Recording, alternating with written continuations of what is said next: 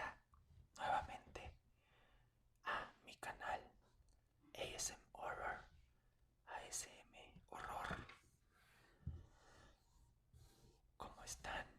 Espero que estén muy bien y que traigan ganas de dormir, de relajarse.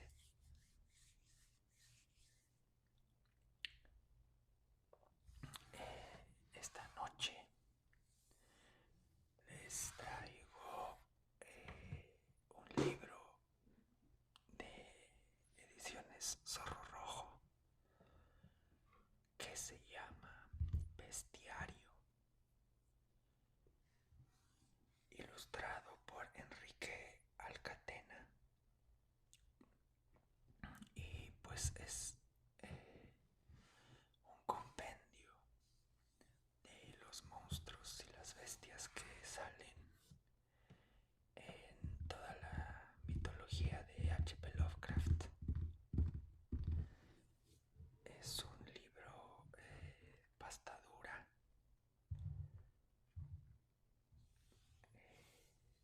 una edición impecable, como, bueno, el Zorro Rojo, solo el Zorro Rojo sabe hacerlas. Y vamos a estar paseando por todo el libro. Entonces, espero que disfruten el video y que los relaje. Voy a comenzar a leer la contraportada. H.P. Lovecraft. Había seres híbridos y torpes que solo podía concebir la fantasía, modelados con habilidad diabólica y coloreados de un modo horriblemente afín a la vida. Algunos eran las figuras de mitos bien conocidos: gorgonas, quimeras, dragones, cíclopes y todos sus congéneres estremecedores. Otros procedían de tiempos susurrados furtivamente desde leyendas subterráneas. El negro e informe Tzatogua, el multitentacular Cthulhu, el el proboscidio Chaunar Faun y otras blasfemias insinuadas en libros prohibidos como el Necronomicon. 22 criaturas nos conducen al mundo perturbador del gran maestro de la narrativa fantástica. Las imágenes de Enrique Alcatena nos revelan los seres más inquietantes del universo de H.P. Lovecraft en un descenso magistral hacia los abismos del terror. Bueno, y es que muchos, Cthulhu y muchos nombres de la mitología Lovecraft, pues no se pueden pronunciar, no hay pronunciación correcta. Vaya.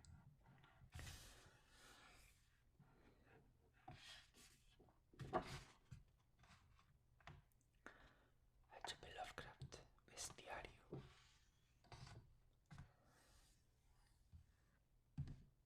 Ilustraciones de Enrique Alcatena. Traducción Elvio E. Gandolfo. Libros del Zorro Rojo. Es una editorial muy muy bonita. Aquí está el índice.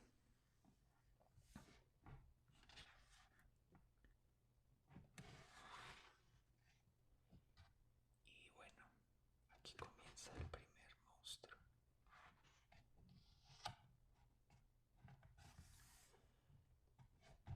Aquí está la ilustración. Espero que sí se vea, que no esté brillando mucho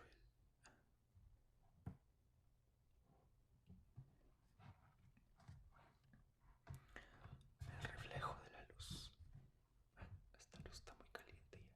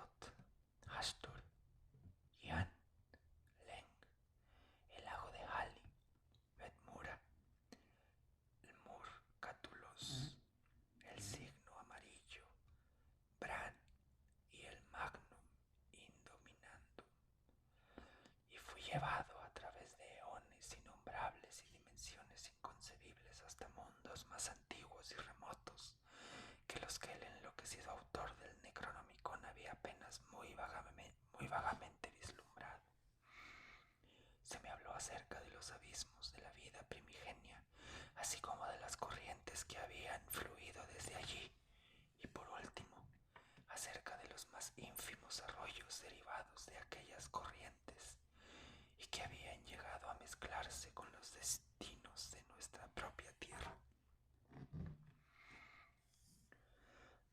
Este fragmento viene en el relato El que susurra en la oscuridad de 1930. Y aquí vemos una representación de Hastur.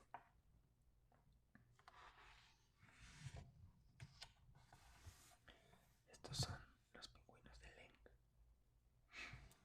La verdad es que por un instante nos atenazó un temor ancestral casi más agudo que el peor de nuestros temores razonados con respecto a aquellos seres. Después llegó un destello de decepción, cuando la forma blanca se desplazó silenciosa hasta un arco lateral sobre nuestra izquierda, para unirse a otros dos semejantes que lo habían llamado con voces roncas. Porque era solo un pingüino, aunque de una especie enorme y desconocida, mayor que el mayor de los pingüinos emperador conocidos y monstruoso por la combinación de su albinismo con la carencia casi total de ojos. Cuando hubimos seguido al ave hasta el arco y giramos nuestras antorchas sobre el indiferente y distraído grupo de tres, vimos que todos eran albinos y carecían de ojos, y eran de la misma especie desconocida y gigantesca. Su tamaño nos recordó a algunos de los pingüinos arcaicos de las tallas de los grandes antiguos, y no nos llevó mucho tiempo concluir que descendían de antepasados comunes y que sin duda habían sobrevivido por haberse retirado a alguna región más templada, cuya oscuridad perpetua había destruido su pigmentación y les había atrofiado los ojos hasta convertirlos en rendijas inútiles. Este fragmento pertenece a En las montañas de la locura, de 1931.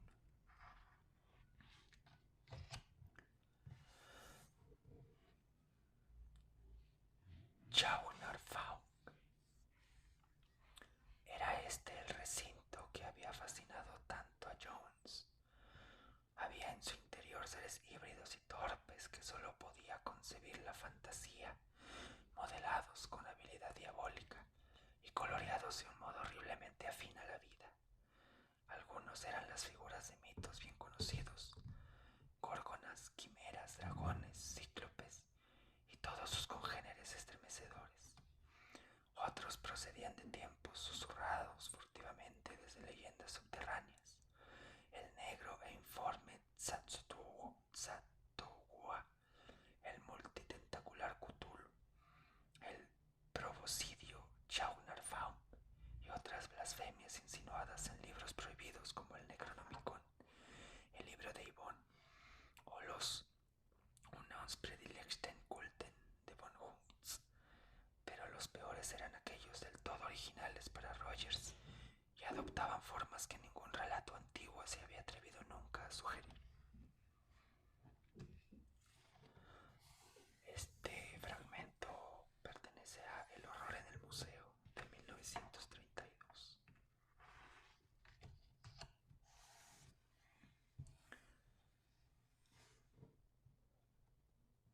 El siguiente es Tzatogua.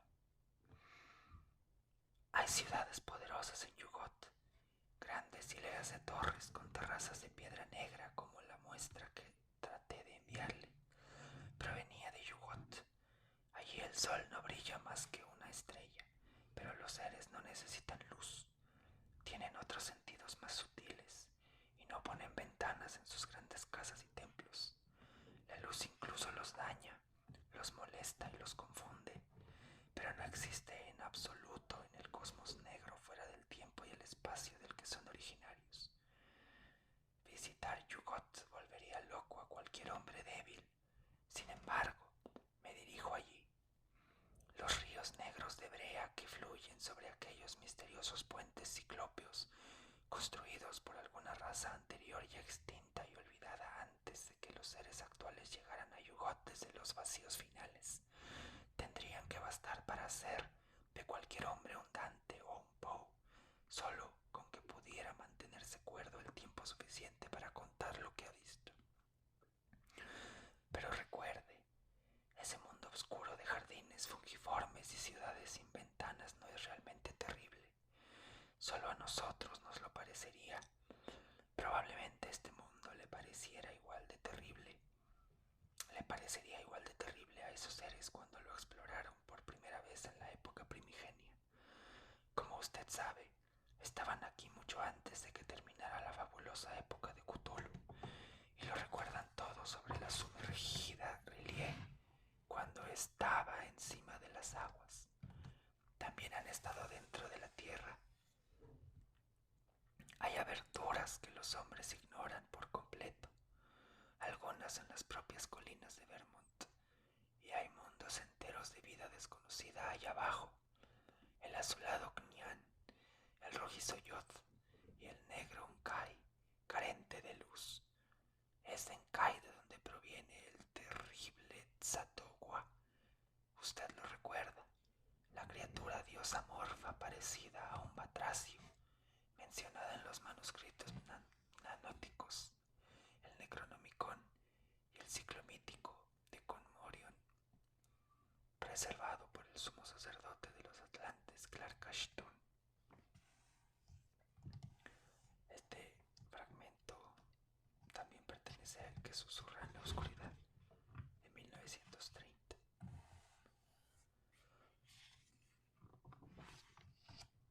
El siguiente se llama Gales.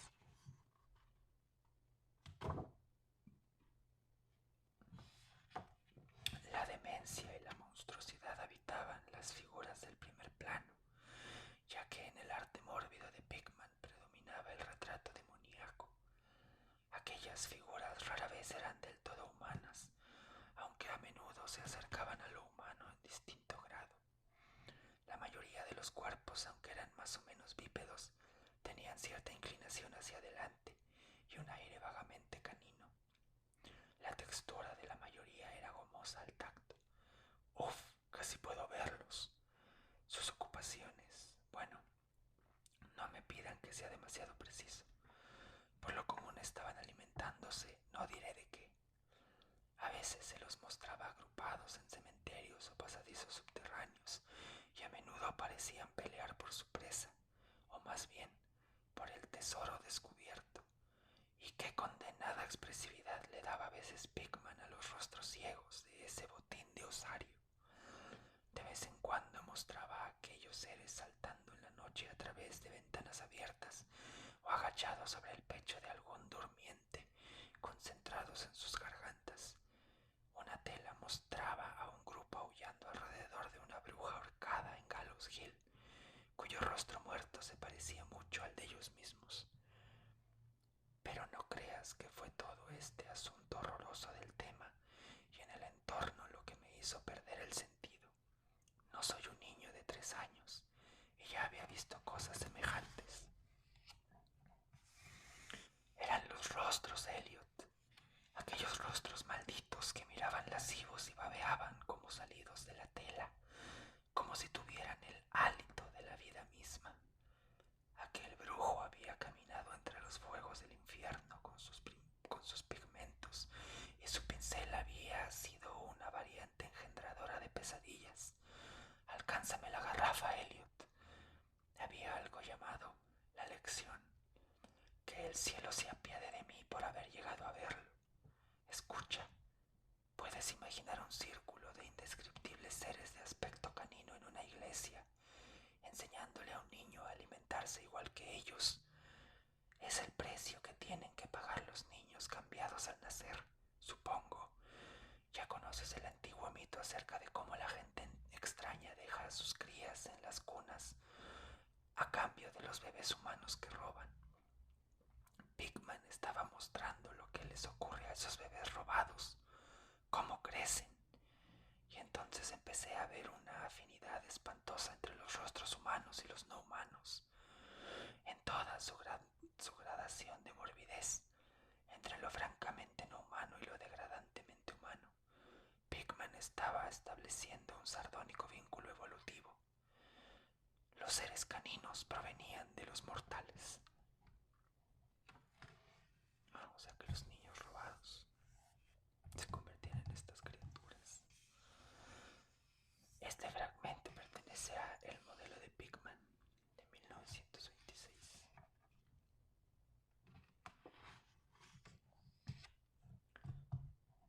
Este es otro monstruo. Gugos.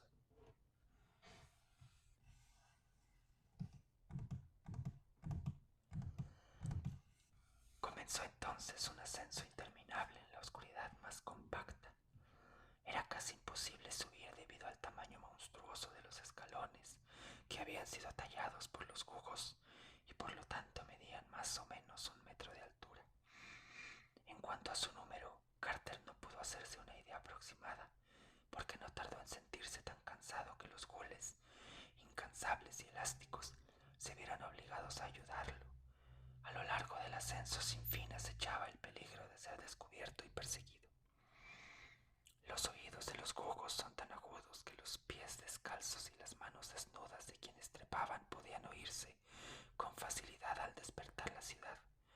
Y desde luego los gigantes de grandes zancadas, acostumbrados a ver sin luz gracias a sus cacerías espectrales en las bóvedas de Sim, no tardarían en dar alcance a aquella presa menor y más lenta sobre los escalones ciclópeos. Era muy deprimente pensar que los silenciosos gugos no serían oídos en absoluto en plena persecución, sino que caerían de pronto y aterradoramente en la oscuridad sobre quienes trepaban. Este fragmento es de En busca de la ciudad del sol poniente, escrito entre 1926 y 1927.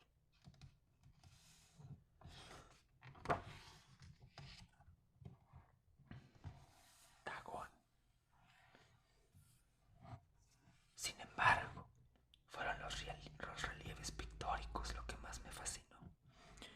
Bien visibles a través de la masa de agua intermedia debido a su enorme tamaño, había un conjunto de bajorrelieves cuya temática habría despertado la envidia de Doré.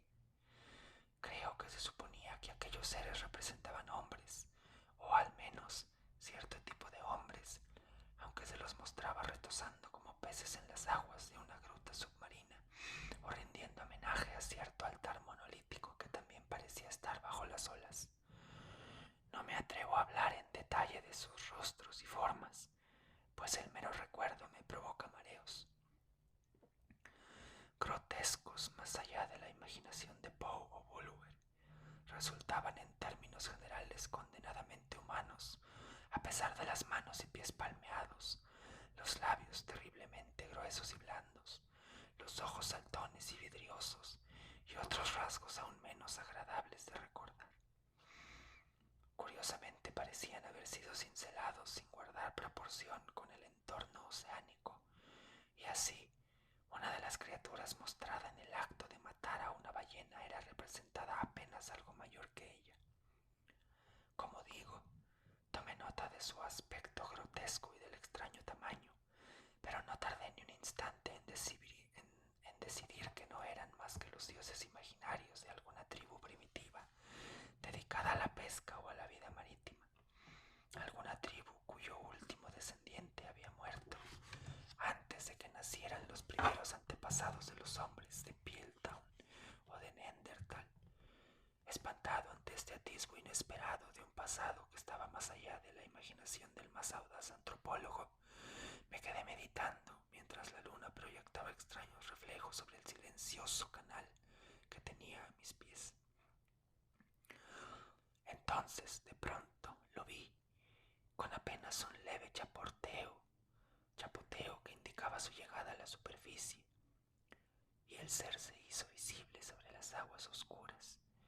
Gigantesco y espantoso como Polifemo, se precipitó como un tremebundo monstruo de pesadilla hacia el monolito, que rodeó con sus descomunales brazos escamosos, mientras abatía la horrenda cabeza para emitir un sonido pausado. Creo que en ese momento enloquecí. Sobre mi ascenso frenético de la pendiente y el acantilado, y mi regreso regreso delirante al bote encallado. Es poco lo que recuerdo. Creo que canté a voz en cuello y que reí de un modo extraño cuando ya no pude cantar. Tengo recuerdos confusos acerca de una gran tormenta que estalló poco después de llegar al bote. En todo caso, sé que oí el retumbar de los truenos y de otros sonidos que la naturaleza solo emite en sus estados de ánimo más salvajes. Este fragmento pertenece a Dagón, escrito en 1937.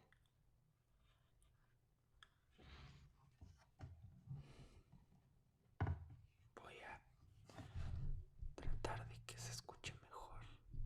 Bueno, creo que ya se escucha mejor, pero me gustaría que se escuchara aún mejor. Ustedes díganme si les gusta cómo se está escuchando con el nuevo micrófono. Supongo que se escucha increíble. El siguiente monstruo es Yog-Sothoth.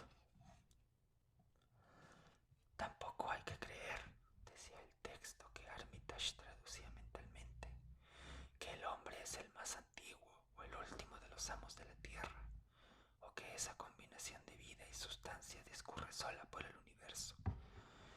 Los grandes antiguos eran los grandes antiguos. Los grandes antiguos eran, los grandes antiguos son, y los grandes antiguos serán. No conocemos nada del espacio sino por intermedio de ellos. Caminan serenos y primordiales, sin dimensiones y resultan invisibles para nosotros. Yog-Sothoth conoce la puerta. Yog-Sothoth es la puerta. Yog-Sothoth es la llave y el guardián de la puerta. Pasado, presente y futuro, todo es uno en Yog-Sothoth. Él sabe por dónde entraron los grandes antiguos en el pasado y por dónde volverán a irrumpir otra vez. Sabe dónde ellos han hollado los campos de la tierra, dónde los siguen hollando y porque nadie puede contemplarlos mientras lo hacen. A veces el hombre puede saber que están cerca por su olor, pero ningún hombre puede conocer su semblante, salvo en los rasgos de los hombres engendrados por ellos. Y los hay de muchos tipos, distinguiéndose en apariencia de la auténtica forma humana hasta la forma sin imagen ni sustancia que es la de ellos. Caminan invisibles y hediondos en lugares solitarios, donde las palabras han sido pronunciadas y los ritos han sido obviados en las estaciones apropiadas. Yog-Sothoth. Esta es la ilustración de Alcatena. No sé si pueden apreciar la inconmensurable masa del monstruo. Y aquí lo mínimo de los humanos. El horror cósmico es aterrador y fascinante. Continúa. El viento gime con sus voces y la tierra murmura con su voluntad. Abaten los bosques y destruyen ciudades, aunque ningún bosque o ciudad advierte la mano que los aniquila. Kadat en el páramo helado los ha conocido, pero ¿qué hombre conoce a Kadat? El desierto helado del sur y las islas sumergidas del océano conservan piedras donde puede verse su sello, pero ¿quién ha visto la helada ciudad hundida o la torre sellada engalanada con algas y percebes? El gran Cthulhu es su primo, aunque apenas puede entreverlos débilmente. Y a Shub-Niggurath, por su olor inmundo los conoceréis. Su mano está en vuestras gargantas, aunque no los veáis, y su morada se encuentra en el umbral que custodiáis. Yog-Sothoth es la llave que abre la puerta, el lugar donde se reúnen las esferas. Ahora el hombre reina donde ellos reinaron antes. Pronto ellos reinarán donde el hombre reina ahora. Después del verano viene el invierno. Después del invierno el verano. Ellos los esperan pacientes y poderosos, porque volverán a reinar aquí.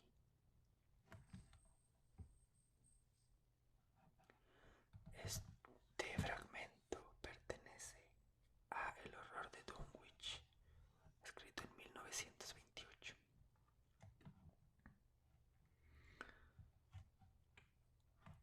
Vienen los Shoggoths. South Station, Washington, Park Street, Kendall, Central, Harvard. El pobre hombre estaba recitando las estaciones familiares del túnel Boston-Cambridge, que horadaba el pacífico suelo natal a miles de kilómetros de distancia en Nueva Inglaterra, aunque a mí el ritual no me parecía irrelevante ni me hacía sentir nostalgia del hogar. Solo aportar horror, porque conocía con absoluta certidumbre la analogía monstruosa y nefasta que lo había sugerido. Habíamos esperado ver al volver la cabeza una entidad terrible e increíble moviéndose si la niebla se hubiera diluido, pero nos habíamos hecho una idea clara de aquella entidad. Lo que en realidad vimos, porque por cierto la neblina había tenido la maldad de disiparse, fue algo del todo distinto e inconmensurablemente más horrendo y detestable.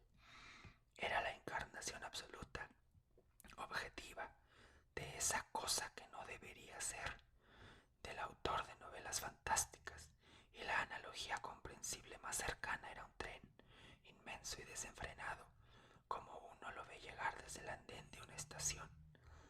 La gran frente negra que surge colosal de la infinita distancia subterránea, constelada de luces de extraños colores y llenando el hueco prodigioso, como un pistón llena un cilindro. Pero no estábamos sobre un andén del subterráneo. Estábamos en medio de las vías, mientras aquella pesadillesca columna plástica de fétida iridiscencia negra rezumbaba apretadamente hacia adelante a través del túnel de más de 4 metros de altura, cobrando una velocidad impía y proyectando ante ella una nube en espiral del pálido vapor del abismo. Era algo terrible, indescriptible, mayor que cualquier tren subterráneo.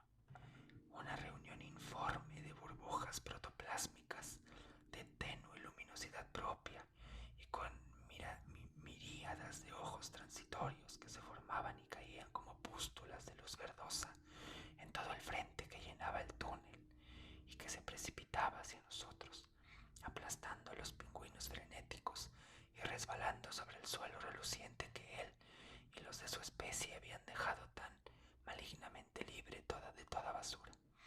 Y aún llegó aquel grito ultraterreno, burlón, Tekelili, Tekelili, y al fin recordamos que los Shoggoths demoníacos, dotados por los grandes antiguos de vida, pensamiento y configuraciones cambiantes de órganos y carentes de lenguaje salvo el que lo expresaban los grupos de puntos, tampoco tenían voz, salvo los acentos que imitaban de sus amos desaparecidos.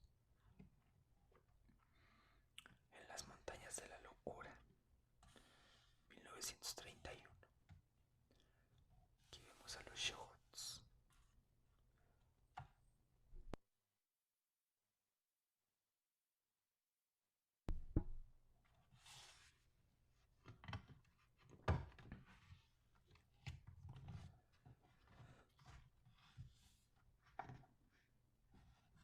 Los siguientes son los nocturnos. Salidos de qué cripta se arrastran, no sabría decirlo, pero cada noche veo a las viscosas criaturas, negras, cornudas y delgadas, de alas membranosas y colas que exhiben la púa bífida del infierno. Llegan en legiones llevadas por el viento norte, con garras obscenas que excitan y arden, arrebatándome para emprender viajes monstruosos a mundos grises hundidos en el pozo de las pesadillas. Pasan rozando los picos dentados del TOC, ignorando los gritos que trato de emitir, y bajan por pozos inferiores hasta el agua inmundo, donde chapotean henchidos Shoggoths en un sueño dudoso. Pero ay, ojalá hicieran algún sonido o llevaran cara donde cara suele haber.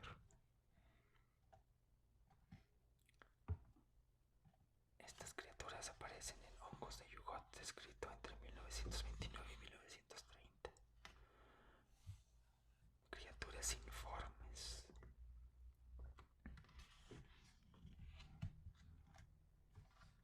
Rantegot. Ia, ia, aullaba. Ya llegó, oh, Rantegot, ya llegó con alimentos. Ah, no, ya llego, oh, Rantegot, ya llego con alimentos. Has esperado largo tiempo y has comido mal, pero ahora tendrás lo prometido.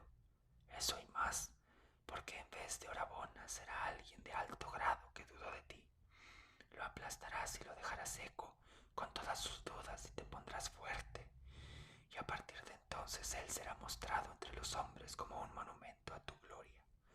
Rantegot, infinito e invencible, soy tu esclavo y tu sumo sacerdote. Tienes hambre y yo proveeré. Leí el signo y te lo he llevado de inmediato. Te alimentaré con sangre y me alimentarás con poder.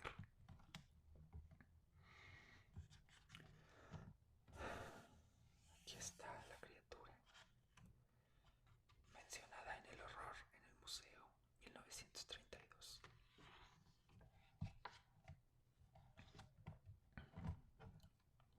Los siguientes son los grandes antiguos. La historia completa, hasta donde fue descifrada, aparecerá más adelante en una publicación oficial de la Universidad de Miskatonic. Aquí apenas esbozaré los aspectos principales de forma algo vaga y desordenada.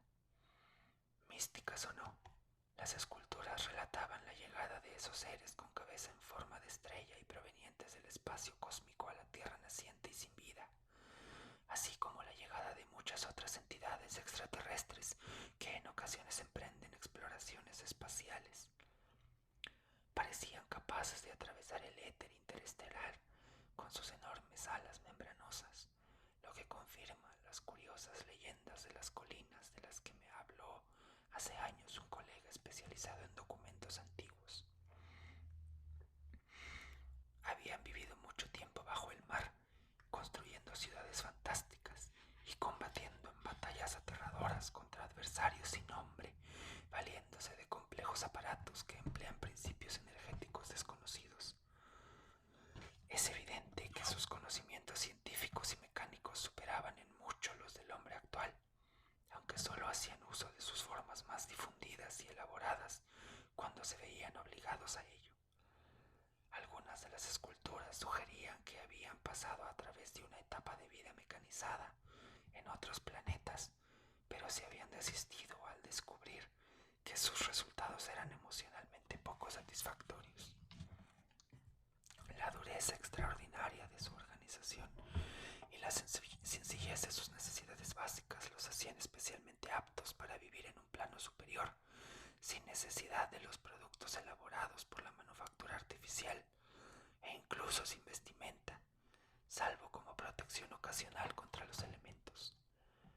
Fue bajo el mar, al principio para alimentarse y después con otros propósitos, como crearon por primera vez vida terrestre, usando las sustancias disponibles según métodos que conocían desde hacía tiempo.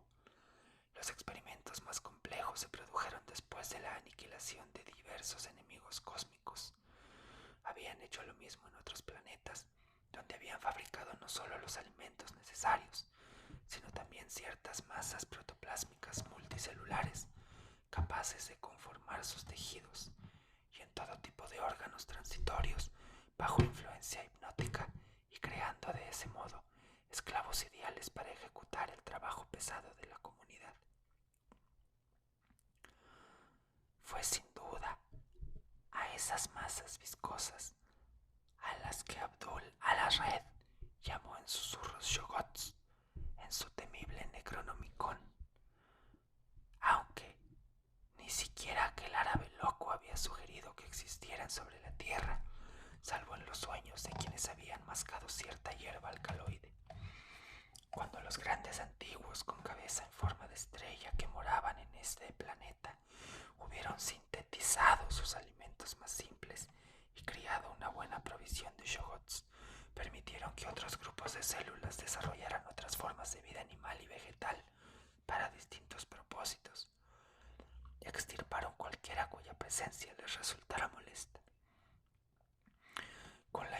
los yogots cuyas extremidades podían levantar pesos prodigiosos, las pequeñas ciudades submarinas llegaron a ser laberintos de piedra tan vastos e imponentes como los que más tarde se alzarían en tierra firme.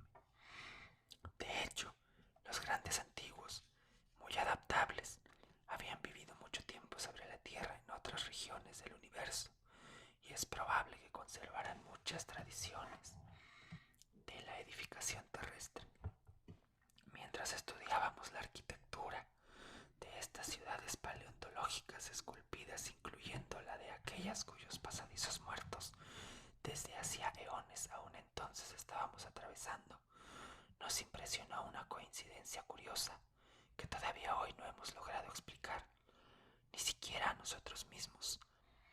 Los remates de los edificios que en la ciudad real que nos rodeaban se habían convertido, como es lógico, en ruinas informes por el paso del tiempo, se veían expuestos con claridad en los bajorrelieves y mostraban vastos racimos de capiteles agudos como agujas, delicados pináculos sobre ápices cónicos y piramidales, e hileras de discos festoneados que coronaban respiraderos cilíndricos.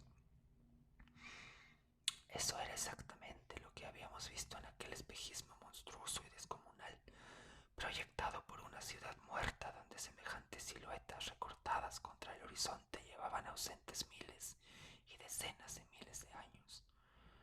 Una quimera que se alzaba ante nuestros ojos ignorantes a través de las insondables montañas de la locura, cuando nos acercamos por vez primera al infortunado campamento devastado del lago maldito. Fragmento de Las montañas de la locura de 1931. Aquí está nuevamente la ilustración de los antiguos.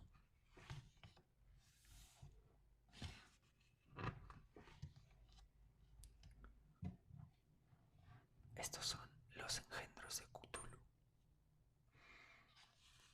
Con el surgimiento de nuevas tierras en el Pacífico Sur comenzaron tremendos acontecimientos. Algunas de las ciudades submarinas quedaron destruidas más allá de toda esperanza, aunque no fue esa la desgracia principal. Otra raza, una raza terrestre de seres con forma de pulpo y que correspondían probablemente a los fabulosos engendros prehumanos de Cthulhu, empezó pronto a llegar desde el infinito cósmico y precipitó una guerra monstruosa que llevó durante un tiempo a los grandes antiguos a refugiarse otra vez en el mar. Un golpe colosal si se tiene en cuenta sus crecientes colonias construidas en tierra. Más tarde se pactó la paz y se entregaron las tierras más recientes a los engendros de Cthulhu, mientras que los grandes antiguos se quedaron con el mar y las tierras más antiguas. Se fundaron nuevas ciudades terrestres, las mayores de las cuales estaban en la Antártida, porque aquella región de la primera llegada era sagrada. A partir de entonces, como al principio, la Antártida siguió siendo el centro de la civilización de los grandes antiguos, y todas las ciudades construidas allí por los engendros de Cthulhu fueron eliminadas. Nuevamente, en Las montañas de la locura de 1931.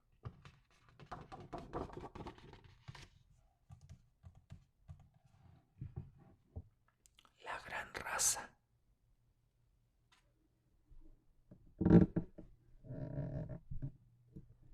Ay, perdón. Maldita sea. Eso creo que lo voy a tener que editar. Estoy tratando de quitar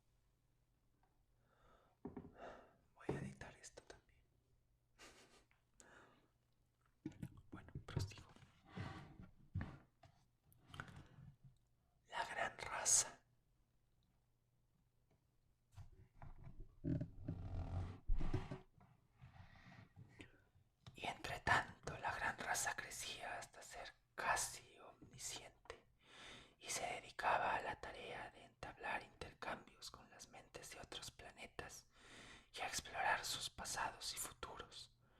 Asimismo, trataba de sondear los años pasados hasta llegar al origen de aquel orbe negro, muerto hacia eones, en el espacio remoto de donde había llegado su propia herencia mental, puesto que la mente de la gran raza era más antigua que su forma corporal. Los seres de un mundo más antiguo y moribundo, conocedores de los secretos definitivos, habían buscado en el futuro un mundo nuevo y otras especies donde tener larga vida, y habían enviado sus mentes en masa hacia esa raza futura más adaptada para albergarlos. Las criaturas en forma de cono que poblaron nuestra tierra hace miles de millones de años. Así llegó a existir la gran raza, mientras miles de mentes fueron enviadas a su vez al pasado, condenadas a morir en el horror de formas extrañas. Más tarde, la raza volvería a enfrentar la muerte, aunque viviría otra migración hacia adelante desde sus mejores mentes hacia otros cuerpos, con una expectativa de vida física más larga entre ellos. Las obras sobre Innsmouth de 1931.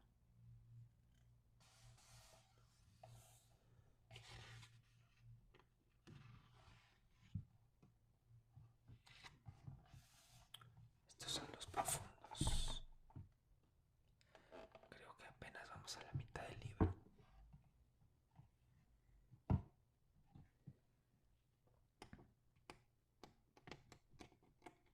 Ah, no, ya no falta tanto. Espero que ya estén muy dormidos. Y si no, espero que les esté interesando. Aquí está. Los profundos. De pronto empecé a sentir terror al mirarlos mientras pasaban.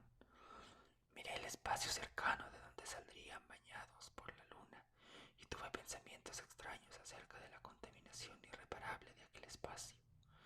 Tal vez se tratara de los peores seres de Innsmouth, algo que uno no se atrevería a recordar después. El hedor se volvió insoportable y los ruidos crecieron hasta llegar a ser un babel bestial de graznidos, aullidos y ladridos sin el menor vestigio de habla humana. ¿Eran realmente aquellas las voces de mis perseguidores? Tenían perros después de todo. Hasta entonces yo no había visto ninguno de los animales inferiores de Innsmouth. Aquellos golpes y tamborileos eran monstruosos. No podía mirar a las criaturas degeneradas que los producían. Mantendría los ojos cerrados hasta que el sonido decreciera hacia el oeste. Ahora la horda estaba muy cerca. El aire vibraba saturado de gruñidos roncos y el suelo se sacudía con sus pisadas de ritmo extraterrestre. Casi se me cortó el aliento y luché con todas mis fuerzas para mantener los párpados cerrados. La sombra sobre Innsmouth, 1931.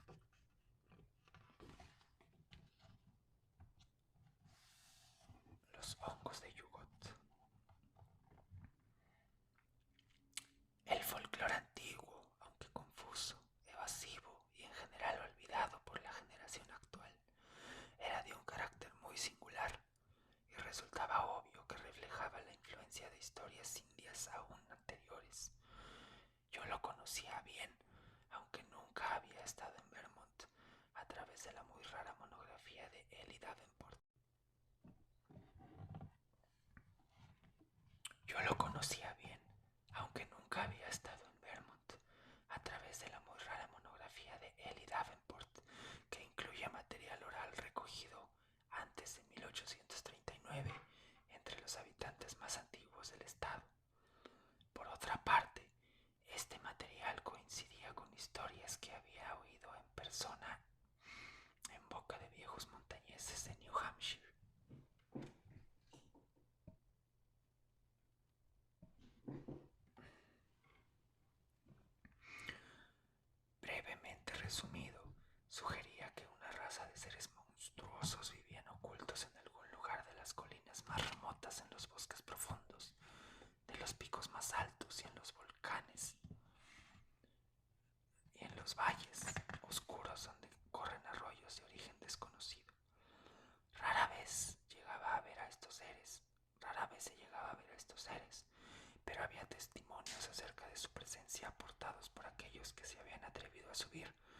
más de lo normal por las pendientes de ciertas montañas, o se habían adentrado en gargantas profundas, cortadas a pico, que incluso los lobos evitaban.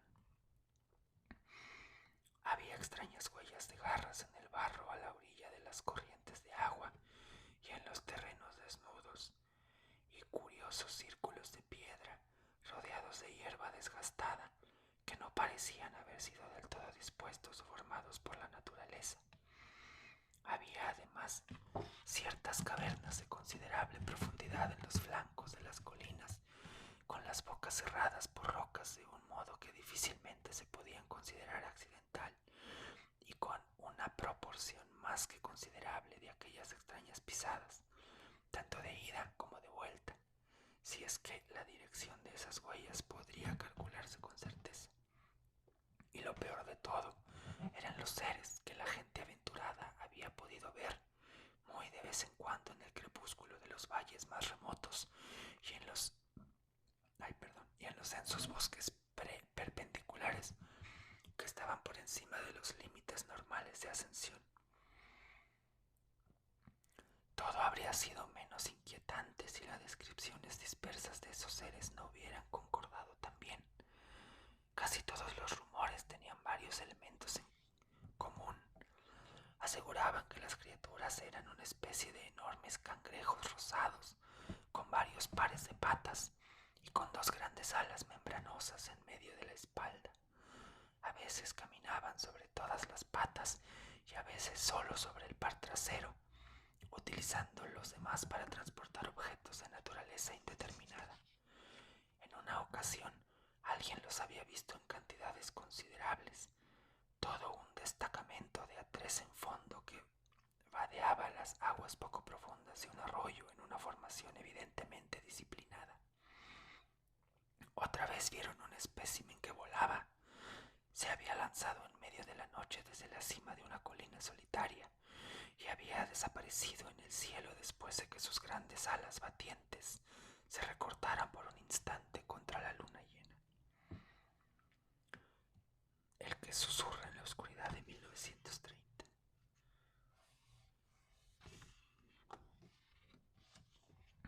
Nyarlathotep. Y al fin llegó desde el interior de Egipto el extraño oscuro ante el que se inclinaban los feyás, silencioso y delgado y crípticamente orgulloso, y envuelto en telas rojas como las llamas del ocaso. Las masas se apretujaban alrededor, ansiosas de órdenes, pero al partir no podían repetir lo que habían oído. Mientras, a través de las naciones iba la temible noticia de que las bestias salvajes los seguían y lamían sus manos. Pronto en el mar comenzó un nacimiento nocivo, tierras olvidadas con agujas de oro llenas de hierbas. El suelo se abrió y rodaron auroras enloquecidas que caían sobre las ciudades graznantes del hombre. Después, aplastando lo que había, moldeando, jugando, el caos idiota abrió el polvo de la tierra. Hongos de Yugot, escrito entre 1929 y 1930. Digo no, así. Nyarlathotep es esta criatura extraña.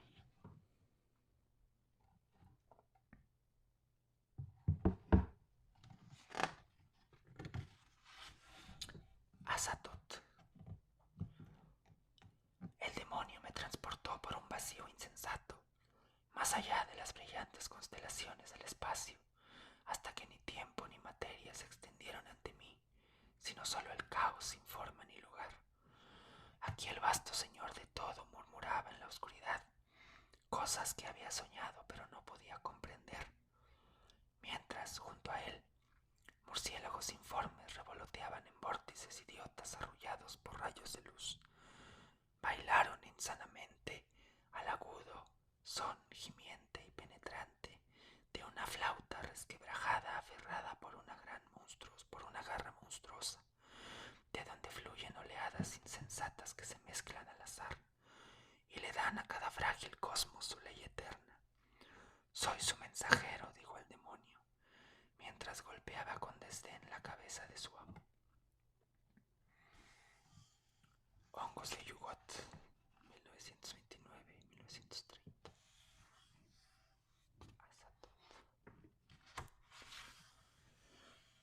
La siguiente es Shub-Niggurath. Que se canten sus alabanzas y que se recuerde la abundancia al chivo negro de los bosques y a Shub-Niggurath, el chivo de 1000 descendientes. Yo creo que si alguien ve esto, sí se vuelve muy loco. Fragmento de El que susurra en la oscuridad de 1930. Estas son las bestias lunares. Alrededor de un fuego horrendo, alimentado por los tallos repugnantes de los hongos lunares, se sentaba un círculo hediondo de bestias lunares y sus esclavos casi humanos. Algunos de estos esclavos calentaban unas extrañas lanzas en las llamas danzantes y aplicaban a intervalos sus puntas al rojo vivo a 3 prisioneros muy bien amarrados que se retorcían de dolor ante los jefes del grupo.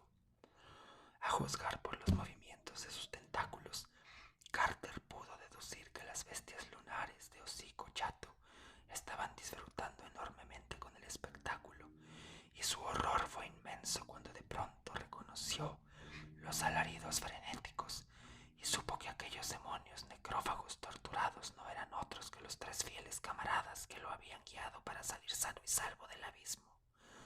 Los que después habían salido del bosque encantado para buscar Sarcomandia y la puerta de regreso a sus profundidades natales. La cantidad de bestias lunares malolientes que rodeaba aquel fuego verdoso era enorme, y Carter supo que de momento no podía hacer nada para salvar a sus antiguos colegas. En busca de la ciudad del sol poniente, escrita entre 1926 y 1927. Las siguientes bestias son los pólipos.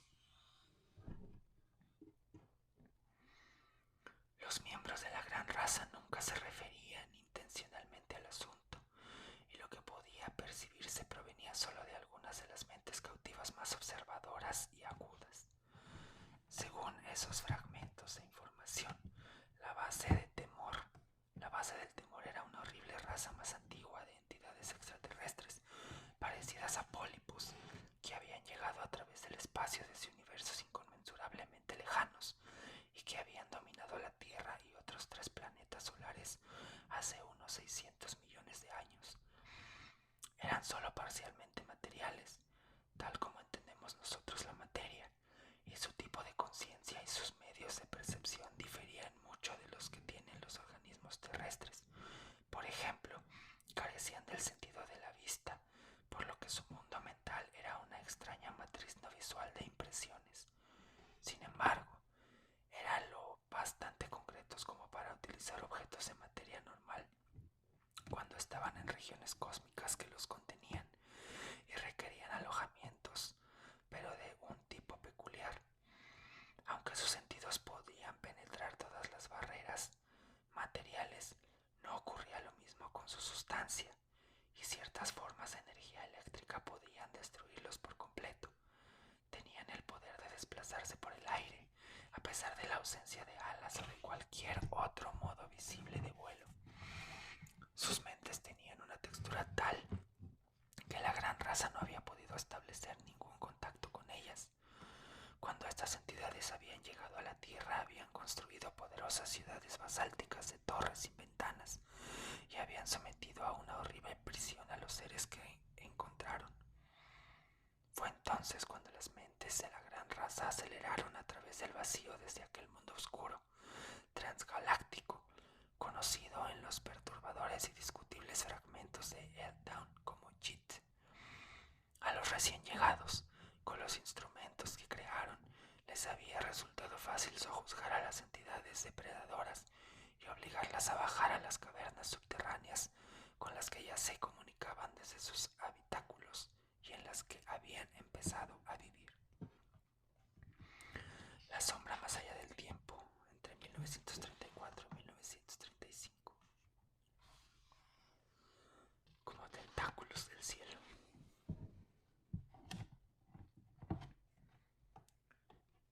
Cthulhu me parece que es el último. Ah, sí. Es el más famoso. Cthulhu. La letra manuscrita del pobre Johansen casi se quebró cuando escribió esto. De los 6 hombres que nunca llegaron al barco, cree que 2 murieron de puro miedo en aquel maldito instante. La cosa no podía ser descrita. No existen palabras para describir semejantes abismos de estridente e inmemorial locura, ni semejantes contradicciones pavorosas de todas las leyes de la materia, la fuerza y el orden cósmicos. Una montaña que camina o tropieza, por Dios. Es de extrañar que al otro lado de la tierra un famoso arquitecto se volviera loco y que el pobre Wilcox delirara de fiebre en aquel instante telepático. La cosa de los ídolos, el engendro verde y pegajoso llegado de las estrellas, había despertado para reclamar lo que era suyo. Las estrellas estaban en la posición correcta otra vez, y lo que en un culto antiguo no había logrado por voluntad propia un puñado de marineros inconscientes, lo había hecho por accidente. Después de incontables millones de años, el gran Cthulhu estaba suelto una vez más y deliraba de placer. 3 hombres fueron barridos por aquellas garras flácidas antes de que nadie se diera la vuelta. Eran Donovan, Guerrera y Angstrom. Parker resbaló mientras los otros 3 se precipitaban frenéticos sobre paisajes interminables de rocas verdosas tratando de alcanzar el bote. Y miren qué inconmensurable es el Cthulhu. Y vean el barquito. Y vean la inmensidad.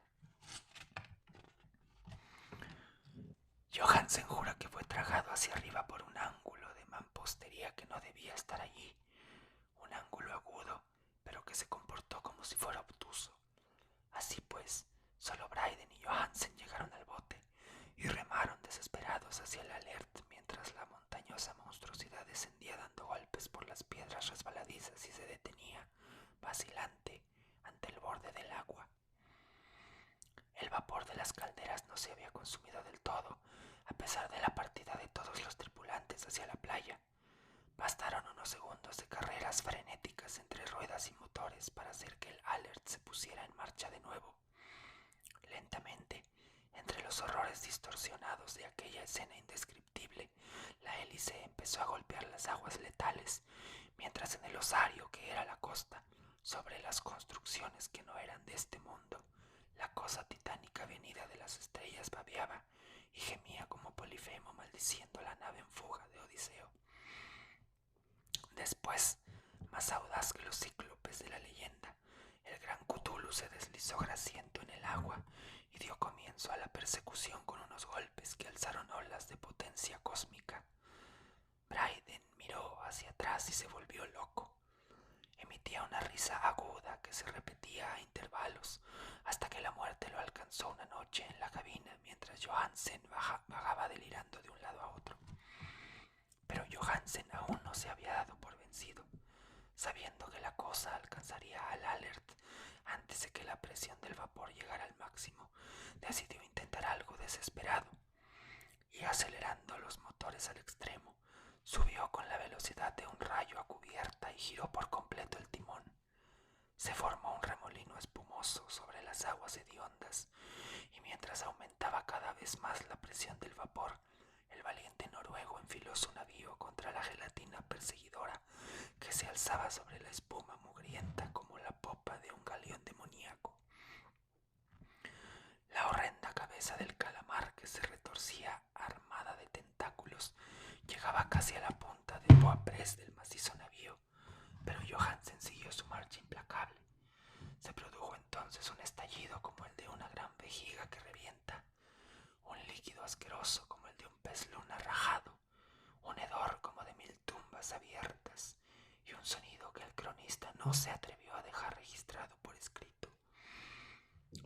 instante el barco quedó envuelto en una nube verde acre y cegadora, y después solo quedó un intenso burbujeo venenoso a popa, donde, Dios del cielo, la materia plástica esparcida de aquel engendro celeste innombrable se estaba recombinando para volver a su odiosa forma original, mientras la distancia aumentaba cada segundo a medida que el Alert ganaba velocidad.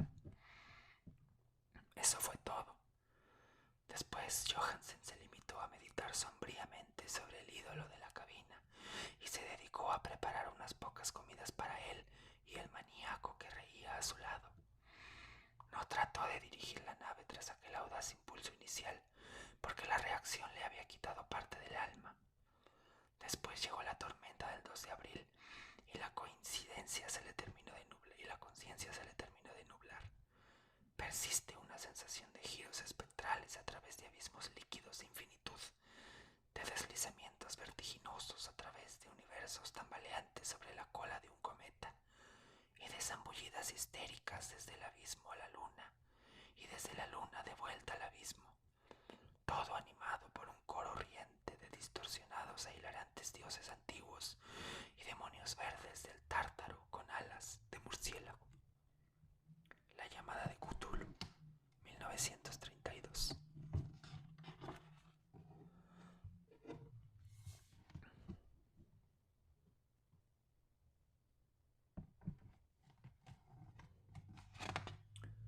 Con esa bestia cierra el bestiario.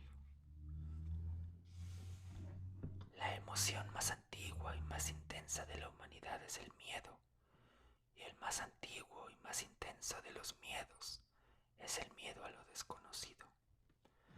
El horror sobrenatural en la literatura. H.P. Lovecraft. Y finalmente aquí viene una pequeña biografía de Howard Phillips Lovecraft, nacido en Providence 1890 a 1937, fecha de su fallecimiento. Desconocido en vida fuera de un reducido círculo de amigos, Howard Phillips Lovecraft está hoy considerado uno de los más prestigiosos autores de relatos y novelas de terror sobrenatural del siglo XX. Solitario niño prodigio y apasionado por la biblioteca gótica de su abuelo, escribe sus primeros cuentos a la edad de 7 años. A causa de su frágil salud, abandona tempranamente la escuela y continúa los estudios de manera autodidacta. En 1906, su talento y afición a la astronomía lo convierten en colaborador de periódicos locales. Sin embargo, problemas afectivos y económicos lo sumergen en un prolongado periodo de ostracismo que solo supera gracias a su incursión en el mundo de la prensa amateur, donde publica la mayor parte de su obra. En 1924 se casa con Sonia Green, 7 años mayor que él, y se muda a Brooklyn. Después de 2 años. Su matrimonio entra en crisis y tras el divorcio regresa a Providence. Dedicado a un género literario de escasa popularidad y desprovisto de fortuna familiar, debe alternar la escritura con las tareas de corrector de estilo y ghostwriter. La última década de su vida es prolífica en relatos en los que seres mitológicos de planetas lejanos y eras pasadas manifiestan designios siniestros y constituyen una amenaza para el hombre.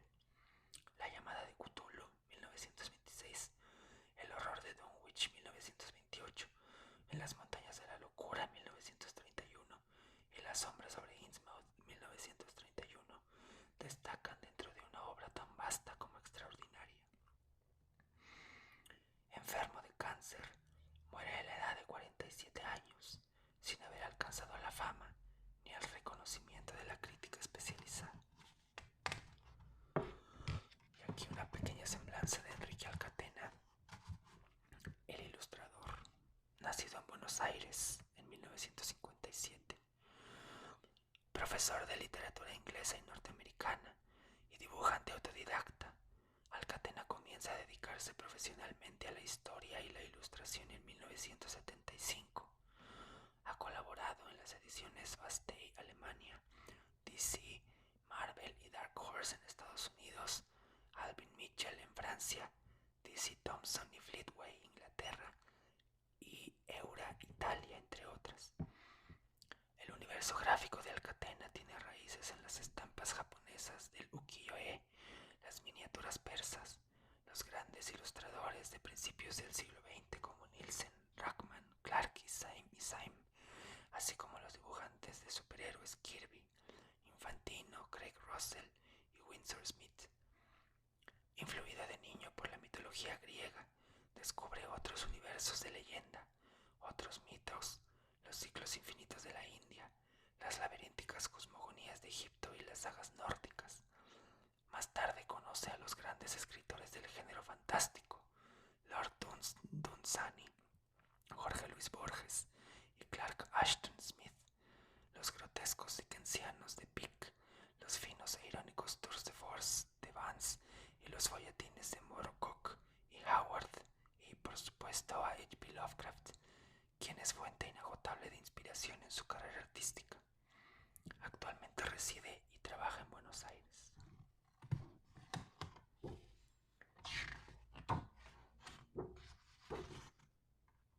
Bueno, así termina este hermoso libro, donde vienen las bestias más representativas del universo Lovecraftiano.